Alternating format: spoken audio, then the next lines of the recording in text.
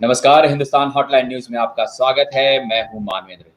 जहां दोस्तों समय हो चला है इस कार्यक्रम का आत्मनिर्भर अभियान भारत अभियान कार्यक्रम का। जहाँ इस खास कार्यक्रम में हमारे साथ आज जुड़े हुए हैं हिमालयन गढ़वाल यूनिवर्सिटी के वीसी डॉक्टर नंदकिशोर सिन्हा जी। आइए उनका स्वागत करते हैं। धन्यवाद सर, आपका बहुत बहुत स्वागत है जी।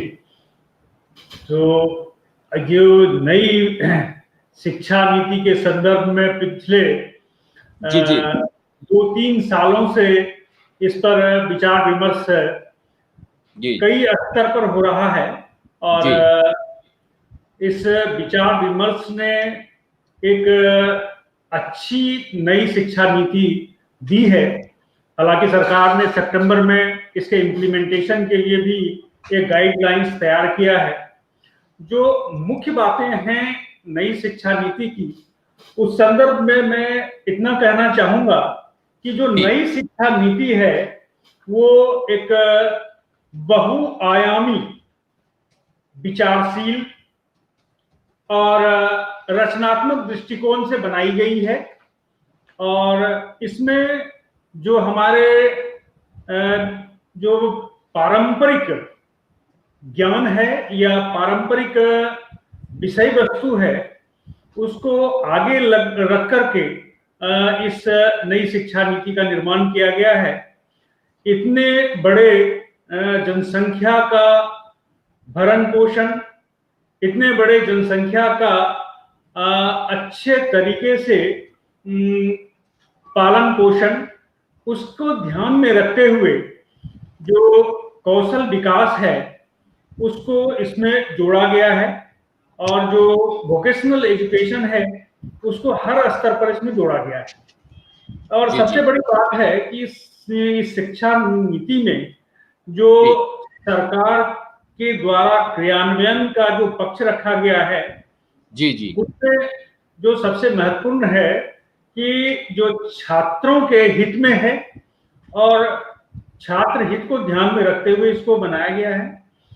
छात्र हित में यूं है, मैं कहना चाहूंगा कि छात्रों को अब तक ये होता था कि एक बार आपने दाखिला ले लिया या नामांकन करा लिया तो उसके बाद पूरे 3 साल या पूरे 4 साल तक आपको उसकी पढ़ाई करनी पड़ेगी, तभी आपके हाथ में कोई डिग्री हासिल होगी। अब ऐसी व्यवस्था बनाई गई है कि हर सेमेस्टर या हर ईयर में आप कुछ ना कुछ हासिल करेंगे, क्योंकि जैसे बैंक में हम अपने रुपये पैसे का रखरखाव करते हैं और लेन देन करते हैं, इसी तरह से एक एकेडमिक बैंक की स्थापना की गई है। जी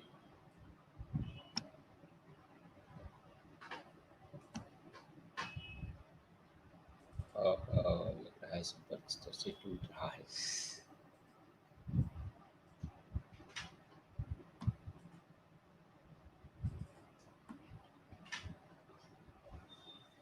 जी सर, आवाज आ रही है हमारी? अभी उनसे संपर्क टूट गया, लेकिन राष्ट्रीय शिक्षा नीति पर खास तौर से वो चर्चा कर रहे थे और जैसे संपर्क हम उनसे होगा हम फिर आपसे बात करवाएंगे।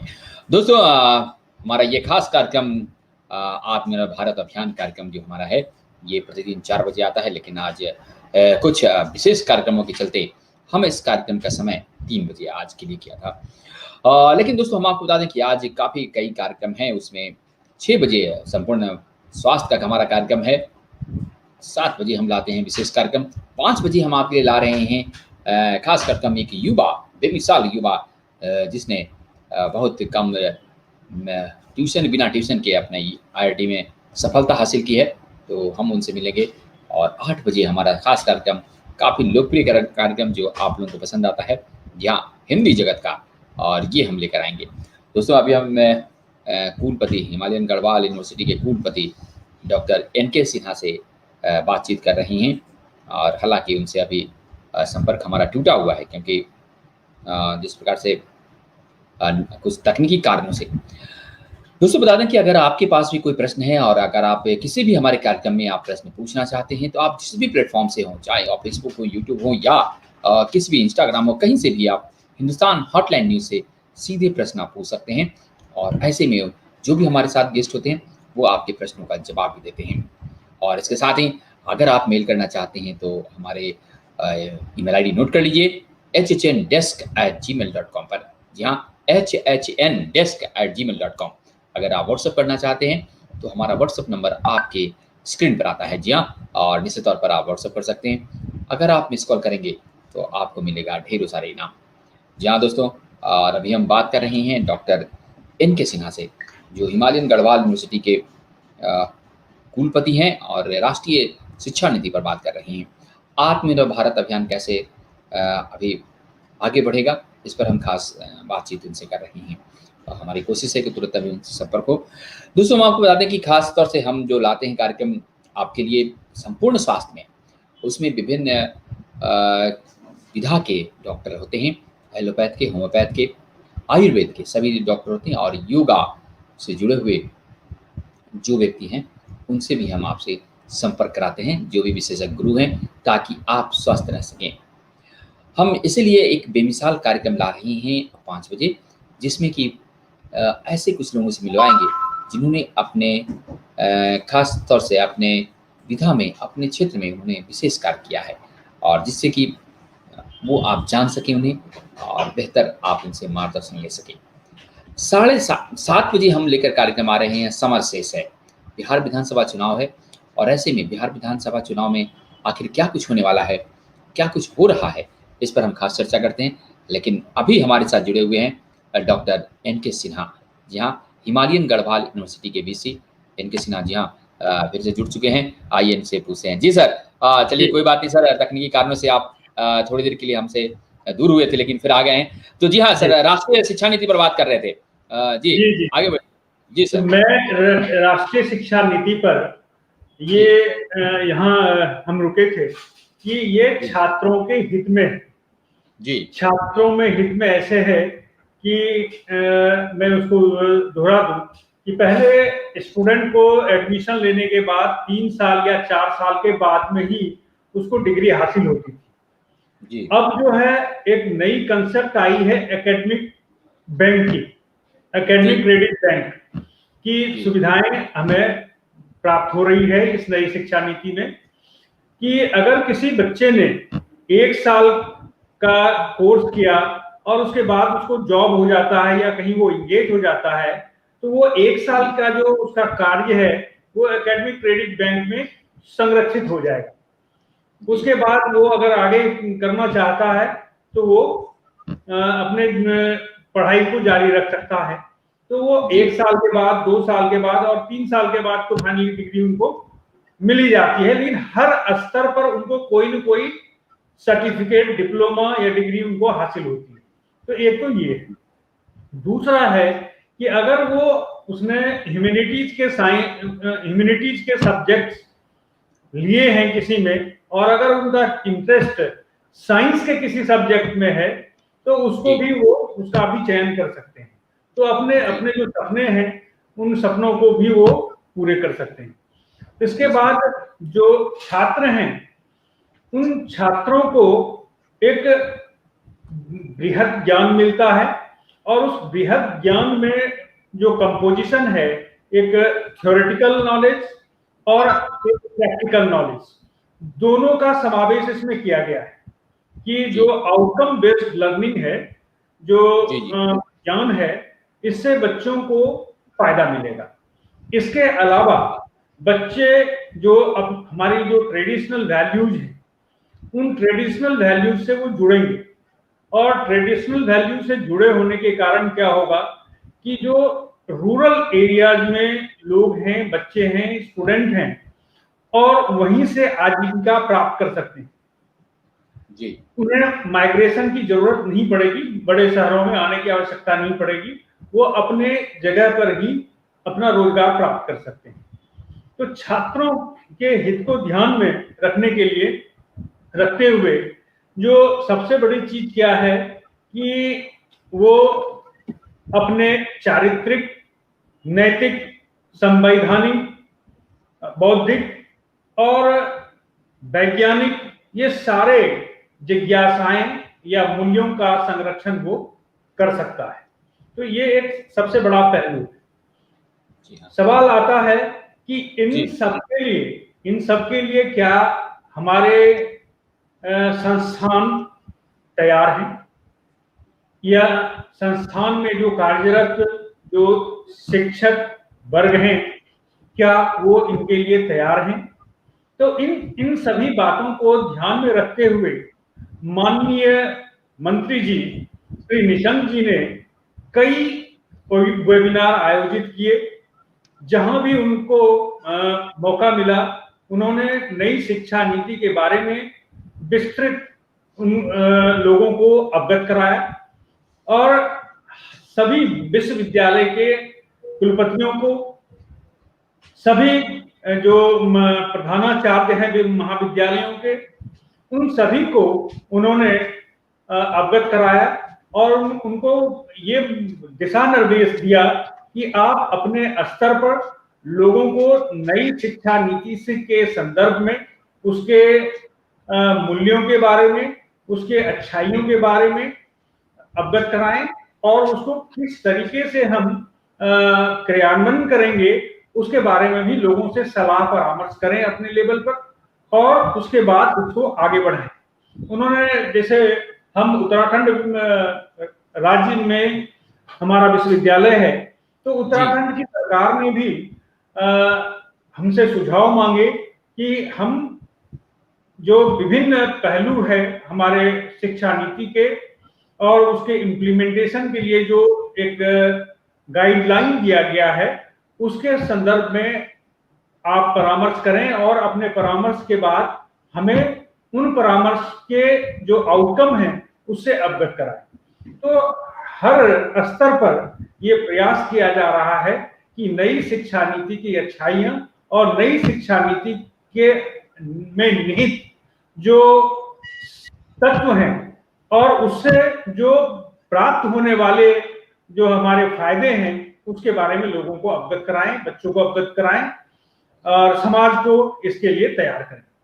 जी जी। अब सवाल है जी इसके क्रियान्वयन के लिए लोग आगे बढ़ करके आ रहे हैं। ये हमारी आशा है कि माननीय प्रधानमंत्री जी श्री नरेंद्र मोदी जी के नेतृत्व में जो नई शिक्षा नीति का निर्माण हुआ है और इसमें कई सारे विद्वत जनों ने अपना सहयोग दिया है, उसका जो है फायदा, भरपूर फायदा हमारे देश को मिलेगा और विकास के रास्ते पर हम चल पड़ेंगे।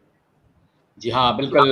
जिस प्रकार से आपने बताया कि काफ़ी कुछ इससे फ़ायदा होने वाला है। देखिए, काफ़ी पर हम दर्शकों से भी बात कर लेते हैं कि हाँ, अगर आपके पास भी कोई प्रश्न है, आप जिस भी प्लेटफॉर्म से हैं, तो आप हिंदुस्तान हॉटलाइन न्यूज़ से आप सीधे संपर्क कर सकते हैं, और अगर आप प्रश्नों का भेजेंगे तो उसका जवाब देने के लिए डॉक्टर एन के सिन्हा हमारे साथ जुड़े हुए हैं। अगर आप मेल करना चाहते हैं, प्रश्न मेल भी कर सकते हैं hhndesk@gmail.com पर।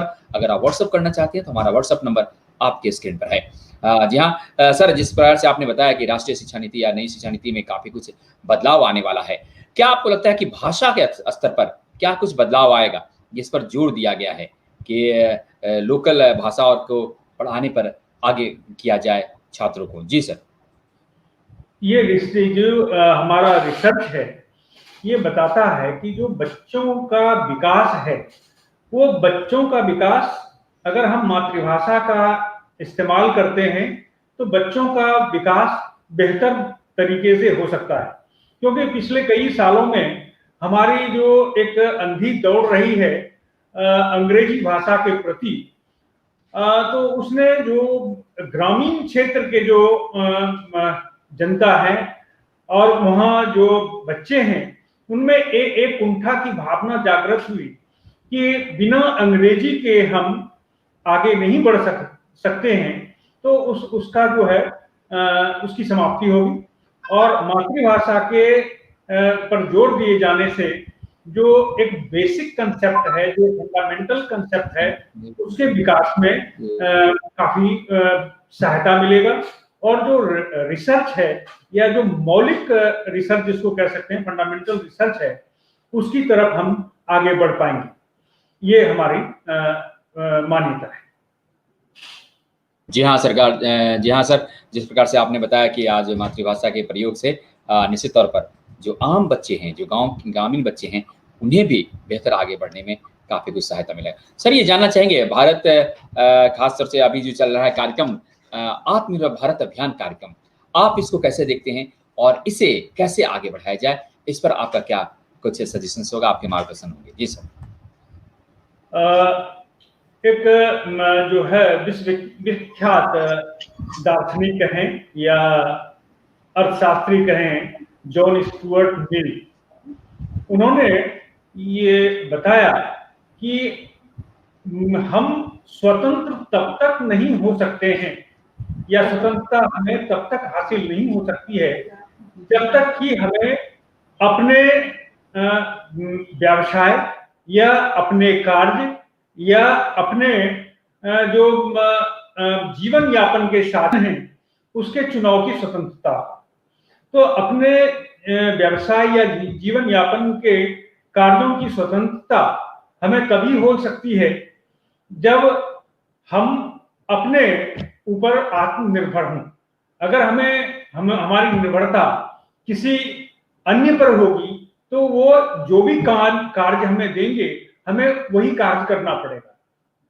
इसलिए आत्मनिर्भरता के लिए व्यवसाय का चुनाव और व्यवसाय की स्वतंत्रता ये सबसे अहम चीजें हैं।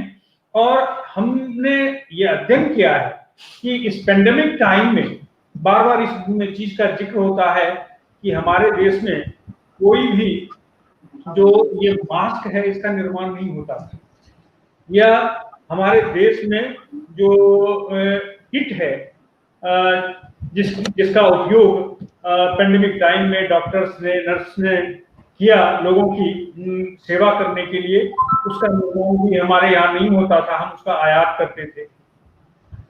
इसके अलावा जो ये आपका सैनिटाइजर है, ये है, इन सब जगहों पर हमें दिखाई पड़ा जब हमारे ऊपर विपदा आती है या विपत्ति आती है तो हम अपने आप को उस हिसाब से तैयार कर लेंगे। आज हम जो पीपीई किट है उसका निर्यात करने की स्थिति में है, आज हम मास्क निर्यात करने की स्थिति में हैं।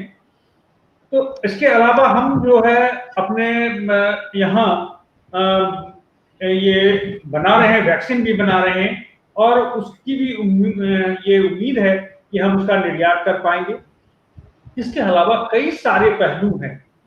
हमने पिछले कई सालों में हमने देखा है कि हमारे अच्छे पढ़े लिखे टेक्निकल ग्रेजुएट्स, जिसने इंजीनियरिंग करी, जिसने मैनेजमेंट किया, उन लोगों ने अपने प्रोफेशनल जॉब को छोड़ करके एग्रीकल्चर की दिशा में उन्होंने अपने हाथ बढ़ाए।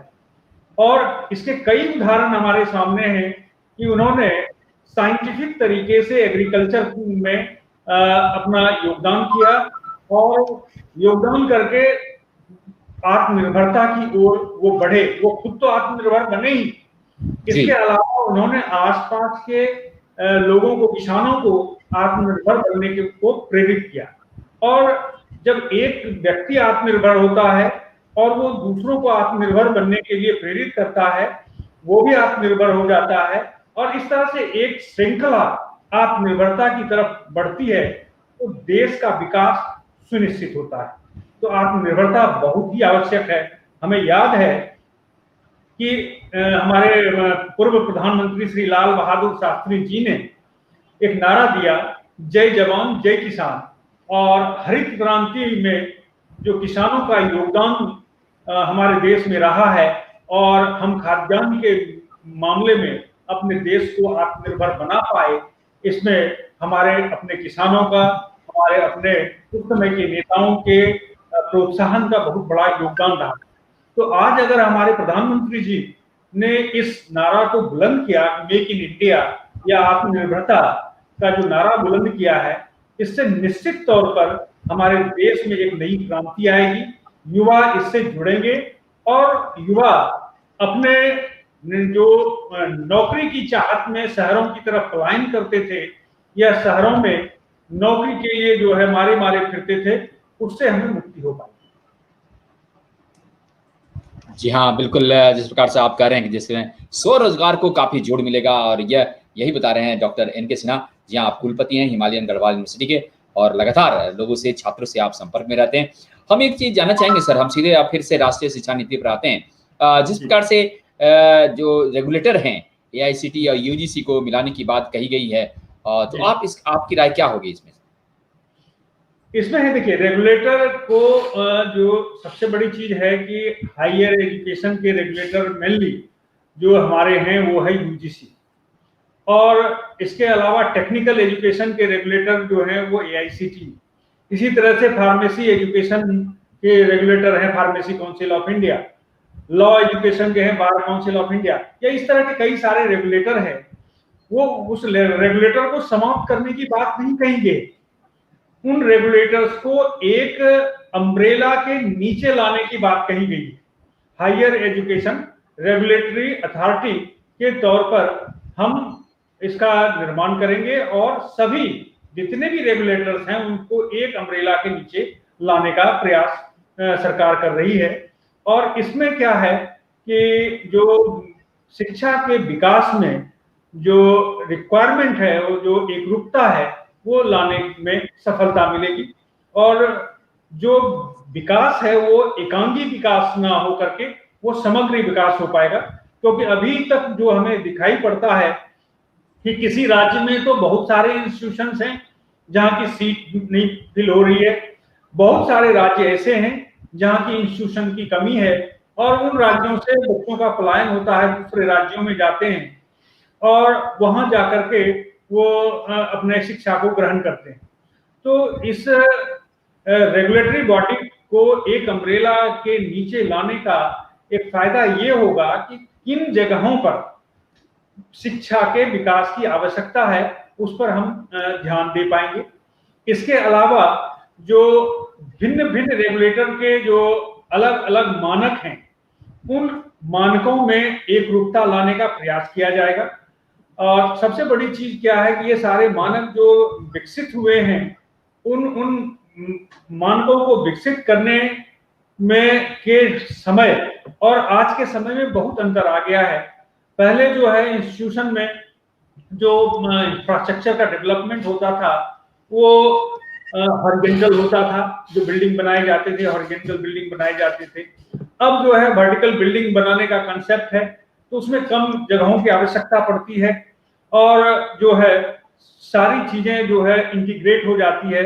इंटरनेट कनेक्शन हो गया या इलेक्ट्रिसिटी कनेक्शन हो गया, इस तरह से, और उन इंफ्रास्ट्रक्चर का जो है फुल यूटिलाइजेशन हो पाएगा। पहले क्या था कि एक समय होता था कि 10 से 4 बजे तक उसका इस्तेमाल होता था, उसके अलावा वो खाली होती थी। अब जो है ये प्रयास होगा कि इन विश्वविद्यालयों में या महाविद्यालयों में जैसे इंडस्ट्री में शिफ्ट बेसिस पे काम होते हैं, उसी तरह से शिफ्ट बेसिस पे एजुकेशन दी जाए। जैसे दिल्ली यूनिवर्सिटी में जो है मॉर्निंग और इवनिंग क्लासेस कई महाविद्यालयों में चलते हैं, इसी तरीके से हम जो इंफ्रास्ट्रक्चर है उसका एक बेहतर इस्तेमाल हम कर सकते हैं। और ये अगर हमारा एकीकरण हो जाता है, जिसका कि प्रस्ताव रखा गया है नई शिक्षा नीति में, और उस दिशा में कदम भी उठाए गए हैं कि हमारे जो शिक्षा मंत्रालय था उसका नाम बदल दिया गया। पहले था एचआरडी मिनिस्ट्री था, ह्यूमन रिसोर्स डेवलपमेंट मिनिस्ट्री था, और उसका नाम शिक्षा मंत्रालय कर दिया गया। जी जी, बिल्कुल सर। आप चलते चलते हम ये चाहेंगे कि दर्शकों को एक मार्गदर्शन दें और एक संदेश दें युवाओं को। जी सर। युवा वर्गों को हमेशा चेंज के लिए तैयार रहना चाहिए, क्योंकि हमारी जो इंसान की जो प्रवृत्ति होती है किसी तरह की के बदलाव का हम विरोध करते हैं। बदलाव का विरोध न करके बदलाव को एक पॉजिटिव के तौर पर लें, और क्योंकि ये दुनिया क्षण प्रति क्षण बदल रही है और इस बदलते माहौल के हिसाब से अपने आप को तैयार करना पड़ेगा। इसलिए इस नए शिक्षा नीति का स्वागत करें, और नए शिक्षा नीति में आपको बहुत ही फायदे मिलेंगे, और इन फायदों का जो है लाभ अपने को दें, अपने परिवार को दें, अपने समाज को दें और अपने देश को दें। विश्व में इस देश को विश्व गुरु बनना है जो पहले था, तो उसमें आपका सहयोग अपेक्षित है।